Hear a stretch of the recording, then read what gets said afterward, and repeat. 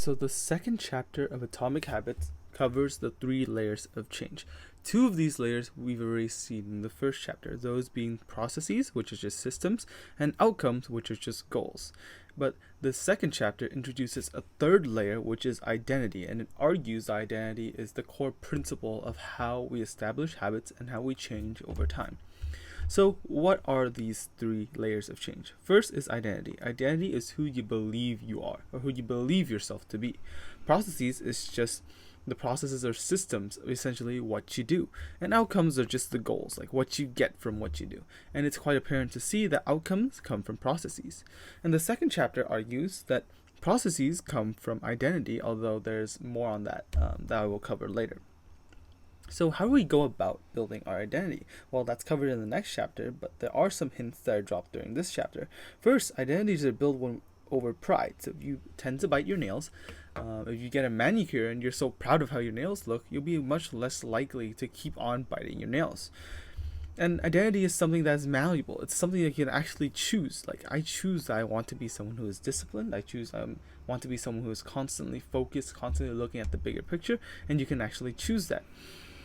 And identity, the author argues, influences our processes. Basically, you do what you believe confides with what you are. Essentially, you want to be consistent with your beliefs. So what I do, whenever you do something, you want your actions to be consistent with your worldviews and with who you believe yourself to be. So if you believe yourself to be an athlete, it'll feel weird skipping a workout. If you believe yourself to be a student, it'll feel weird going all day without studying.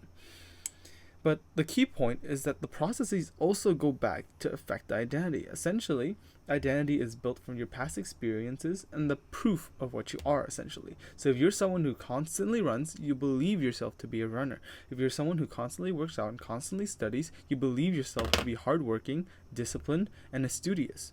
And so this is kind of like a self-fulfilling prophecy. The more you believe something about yourself, the more likely you are to follow through with the actions that that person would do. And the more you do these actions, the more you will believe that you are in fact embodying that person.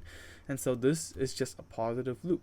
And at first, it might be difficult to establish because this step at first might take a lot of willpower and might take a lot of conscious effort. But over time, the hope is that over time, this will become much easier as you establish your identity, and then the loop would just keep going on. It will get easier and easier and easier. So every time you do something good, it essentially makes the next action easier because now you are more consistent with your values and with who you believe yourself to be.